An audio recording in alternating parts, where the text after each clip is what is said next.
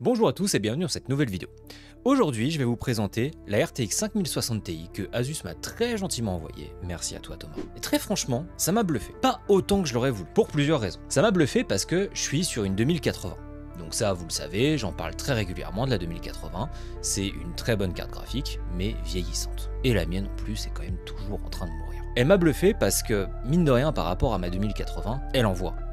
Mais forcément, si on compare avec une carte qui a plus de 5 ans. Maintenant, comparativement à une série 4000, ça vaut pas forcément le coup. Ça vaut le coup pour les nouvelles technologies. Évidemment, comme à chaque fois, Nvidia nous fait la même chose, il nous rajoute un nouveau DLSS, un nouveau truc, quelque chose qui n'était pas compatible. Plus ou moins, ça dépend, mais on a quand même prouvé avec la série 3000 et la série 4000 qu'il y avait une incompatibilité matérielle qui faisait qu'on ne pouvait pas avoir ce DLSS 4. Là aujourd'hui, c'est le multi-frame gen, et pour tous les détracteurs du DLSS.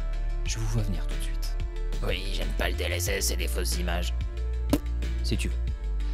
Fais la différence. Trouve la différence. Cite-moi quelle image est générée et quelle image est une vraie image. Parce que vous ferez pas la différence. Autant avec le DLSS 2 et particulièrement au début, oui, on pouvait voir. C'est vrai.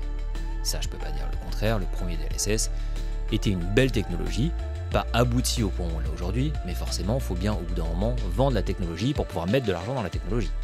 Là, avec ce nouveau DLSS, on fait pas la différence. J'ai cherché à zoomer, à regarder, à machin. Alors certes, j'ai pas testé en 4K. Peut-être qu'en 4K, on verra un pixel qui est un peu différent du reste si on prend une loupe et qu'on se colle dessus. Mais en vrai, au bout d'un moment, mais on arrête de se prendre la tête. On a des technos aujourd'hui qui nous permettent de faire plein de choses. Effectivement, on va être honnête, avoir 300 FPS, ça sert à rien à part dire « T'as vu, j'ai plus de FPS que toi ». Ça, c'est vrai. Mais reprenez un truc dans le contexte. Si on fait x3 en FPS, ce qu'on a vu avec les démos d'Nvidia par exemple sur de la 4K ou ce genre de choses. Ce qui évidemment ne va pas nous donner 300 FPS avec une 5060 Ti. Faut quand même pas déconner. Mais sur les grosses cartes, on voit ces choses-là. Particulièrement en 4K. N'oubliez pas qu'il y a des écrans aujourd'hui 240 Hz 4K. C'est là qu'elle prend tout son sens ces technologies. Taux de rafraîchissement, latence minimale parce que oui, le DLSS s'est beaucoup amélioré sur la latence aussi. Alors effectivement, on aura toujours un peu plus de latence qu'en rasterisation, mais finalement les gens qui ont besoin d'une latence très faible, c'est des joueurs pros, sur des fast FPS, sur ce genre de choses, où vraiment chaque frame compte. La plupart d'entre nous, on voit pas la différence. Donc venez, on arrête de se prendre la tête, encore une fois. Donc effectivement, c'est là où ça devient aussi intéressant pour avoir un haut taux de rafraîchissement en 4K OLED par exemple, ça va être super. La 5060 Ti, pour revenir à elle seule, est quand même bluffante. Elle intègre déjà toutes ces technologies dont on a parlé, ce nouveau multi-frame gen. Elle a aussi, dans la version que j'ai reçue, 16 Go de VRAM. En GDDR7, parce que oui, avec la série 5000, on est passé au-dessus. Comprenez par là, plus la technologie de VRAM avance, plus la rapidité et l'efficacité avec laquelle elle va traiter les informations sera meilleure. Comme quand on est passé de la DDR4 à la DDR5, on a vu aussi une amélioration globale de toutes les performances. Et ça se vérifie encore une fois. Je suis encore en DDR4, donc les résultats qu'on va avoir sur les benches sont à prendre en ligne de compte avec de la RAM en DDR4. Vous allez peut-être voir aussi, avec d'autres créateurs qui vont tester les mêmes jeux dans exactement les mêmes conditions que moi, plus de FPS. C'est pas que la carte que j'ai reçue est moins bonne, c'est seulement que ma RAM, comme c'est de la DDR4, elle n'a pas la même vitesse de calcul que la DDR5. Si jamais j'ai quand même décidé de tester, malgré le fait que je sois en DDR4, c'est aussi pour vous le montrer. Il y a une chose qui est hyper importante et hyper intéressante, c'est que beaucoup de créateurs font des tests avec carte de capture à côté. Donc ils vont prendre vraiment la performance brute de la carte sans aucune distraction, on va dire. Ils vont pas avoir de Discord, ils vont pas avoir de fenêtre internet, ils vont pas avoir toutes ces choses-là à côté. C'est très bien pour tester vraiment la capacité de la carte. Moi, ça m'intéresse moins, parce que la plupart d'entre vous n'êtes pas passé en DDR5. La plupart d'entre vous n'avez pas le budget de faire les évolutions permanentes. Si vous êtes encore sur un Intel 12000, 13000, 14000, qui acceptait d'avoir encore de la DDR4, vous avez donc juste changé la carte mère, le processeur, pour avoir ces choses-là. Vous n'avez pas forcément changé la RAM. Et si moi je suis pas en DDR5, c'est parce que quand j'ai fait mon PC, la 13e venait de sortir, et la DDR5 ça coûtait encore une fortune. Tout simplement. Déjà j'ai fait un bond de la DDR3 à la DDR4. J'avoue que ça m'aurait peut-être encore plus bluffé si je l'avais fait de la 3 à la 5. Mais bon, faute de moyens, je l'ai pas fait. Ce que vous allez voir aussi avec les benches, c'est que j'ai fait les enregistrements en direct. Donc c'est-à-dire j'ai lancé le jeu sur mon PC où il y a la 5060 et j'ai lancé mon OBS. Donc ce que vous allez voir en enregistrement, c'est en utilisant OBS en même temps. J'ai même fait quelque chose d'un petit peu particulier et qui change pour le coup, et ça vous me direz ce que vous en pensez, mais si vous aimez bien, moi c'est vrai que j'ai adoré les faire aussi. J'ai fait des benches en stream, mais en utilisant réellement la carte en stream.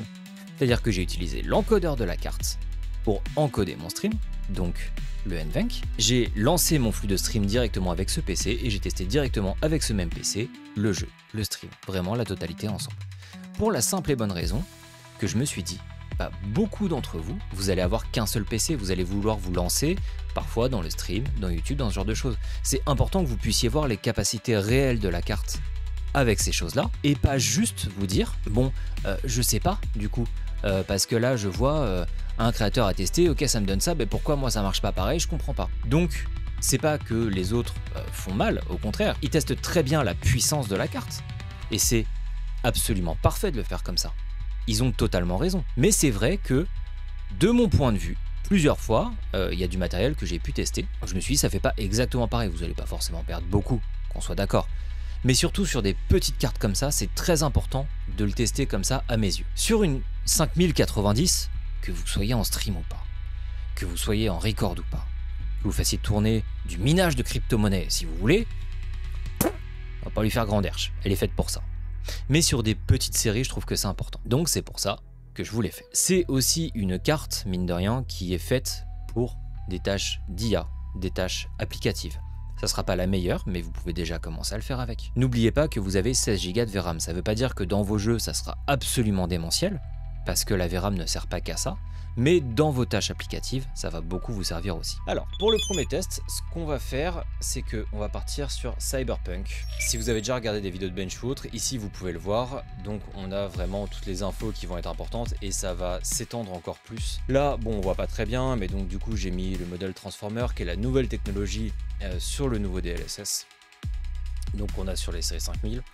Qui est une partie de DLSS encore plus poussée, mais en gros c'est un DLSS qui est vraiment plus boosté, qui là est fait pour améliorer la finesse de l'image, donc on repère quand même beaucoup moins, voire c'est quasi impossible de repérer qu'il y a du DLSS. Donc on a ça, moi je laisse souvent en équilibré parce que c'est quand même le meilleur compromis. On a suffisamment de qualité sans que ce soit trop bouffé.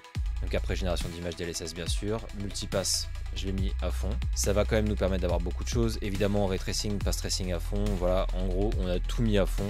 Ici c'est en psycho, tout le reste c'est en élevé, ultra, etc. etc.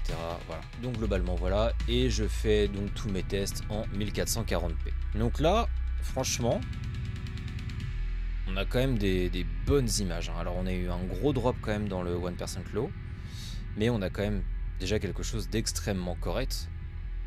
Tout en rappelant qu'on est en full ultra. Avec ray tracing, pass tracing à fond aussi. Donc on a vraiment la qualité max sur du 1440p. Le fait que vous voyez, et ça je l'avais déjà expliqué, mais pour le réexpliquer, le fait que vous voyez la carte tourner à 100%, c'est normal, c'est même très bien. Voilà, on utilise 11 Go sur les 16 de la VRAM, puisque c'est la version en 16 Go. Tout en sachant aussi qu'elle est complètement stock. Là j'ai fait aucun overclocking, il n'y a rien dessus. On est à 95 fps de moyenne, sur les fps minimum on est passé à 85, hors stream, donc aucune contrainte d'enregistrement, etc. etc.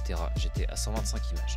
Vous voyez c'est exactement la même chose, hein, si on reprend les screens coup sur coup. On est sur la même chose au niveau des réglages, on est sur la même chose à ce niveau là aussi. Donc on voit quand même que y a pas mal de contraintes. Sachant que pour le stream, habituellement, quand j'utilise ma 2080, je stream en X264, ce qui n'est pas forcément le plus opti. Mais comme j'ai un processeur qui n'est pas déconnant du tout, puisque c'est quand même un 13600K, il me permet de compenser ça. Là, je me suis dit, je vais à fond sur la carte graphique, je la charge à fond. On a quand même une grosse différence, mine de rien. Et en termes de nombre d'images aussi, forcément, c'est logique, puisque comme on a plus de FPS en moyenne, bah, on a plus d'images qui ont été générées et qui se sont enchaînés. On est sur Forza Horizon 5, qui est aussi un très bon jeu, je trouve, pour tester, parce que bah, y a plein de choses qui se superposent et qui font que. Donc voilà, alors, comme d'hab, on voit pas très bien avec ce truc, j'aurais dû le lancer après. Mais donc là, on est en extrême partout, machin, etc. Alors, on peut améliorer certaines choses que je trouve pas spécifiquement utiles. Et puis surtout, ce ne seraient pas les mêmes conditions avec lesquelles j'ai fait le précédent benchmark. Donc là, ça va vous permettre de voir. Hop. Donc là, vous voyez que j'ai pas mis le son parce que j'ai complètement oublié. Bah, en termes de qualité, on est sur quelque chose qui est quand même très propre. On est toujours en 1440p. Ça change pas puisque mon écran est un écran 1440p, donc ça pour le coup voilà. On a du ray tracing, on a... Est-ce qu'on a du path tracing dessus? Je sais plus, j'ai oublié de regarder, tiens. Et voilà, il y a juste certains trucs que je désactive dans certains jeux, par exemple le grain de pellicule, ce genre de trucs que j'aime pas. C'est vraiment, je trouve pas ça joli du tout. Il y a des gens qui apprécient énormément, mais c'est vrai que c'est pas du tout mon cas. Et voilà, et quand je vous disais un benchmark, c'est vraiment fait pour mettre au maximum en contrainte. Ça vous donne un maximum d'options du jeu.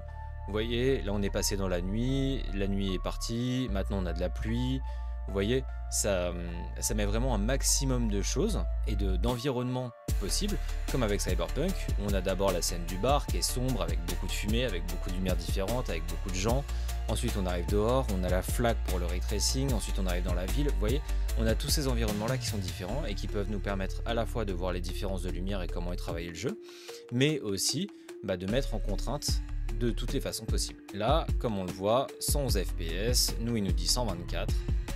Pourquoi est-ce que c'est calculé différemment? Parce que le mode benchmark ne voit pas forcément la même chose ou ne fait pas exactement le même calcul qu'on peut avoir avec MSI Afterburner et Riva Tuners. C'est pour ça que j'utilise les deux. Pour ça aussi que souvent, dans les vidéos, je ne mets pas ce petit encart à la fin, parce que je le trouve pas pertinent par rapport aux mesures que va me donner MSI Afterburner. Mais ce qu'on peut observer, c'est que du coup, on avait quand même une moyenne à 100 fps. Ce qui est très loin d'être déconnant. Encore une fois, pour un stream, c'est très bien.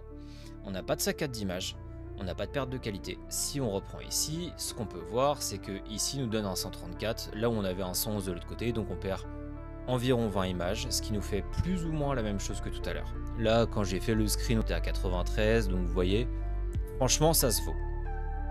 Et pareil, hein, toujours dans la même chose. Alors, on avait le ray tracing donc en élevé, c'est vrai que habituellement je le mets plus en équilibré, mais là j'avais voulu faire le test un peu plus poussé sur ce jeu. Et vous voyez, le DLSS par contre en lui-même est en équilibré. Souvent, ouais, le ray tracing, souvent soit je le mets en élevé pour des jeux où vraiment je veux tester et où il y a vraiment un très gros intérêt.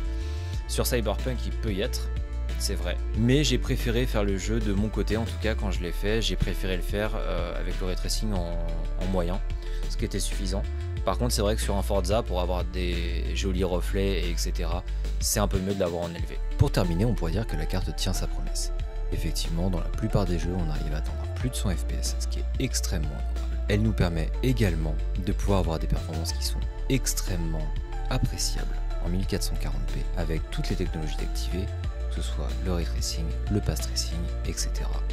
On a quand même quelque chose de très intéressant. Maintenant, reprenons en ligne de compte aussi que si vous faites uniquement du jeu vidéo, vous allez avoir des performances extrêmement honorables. Par contre, le positionnement du prix est lui un petit peu élevé. Malheureusement, on paye les technologies, malheureusement, on paye aussi l'hardware. Et on est arrivé dans une ère où hardware et software coûtent tous deux très cher et où ces choses-là se monnaient. Il est vrai aussi que les technologies d'NVIDIA rendent les cartes particulièrement chères.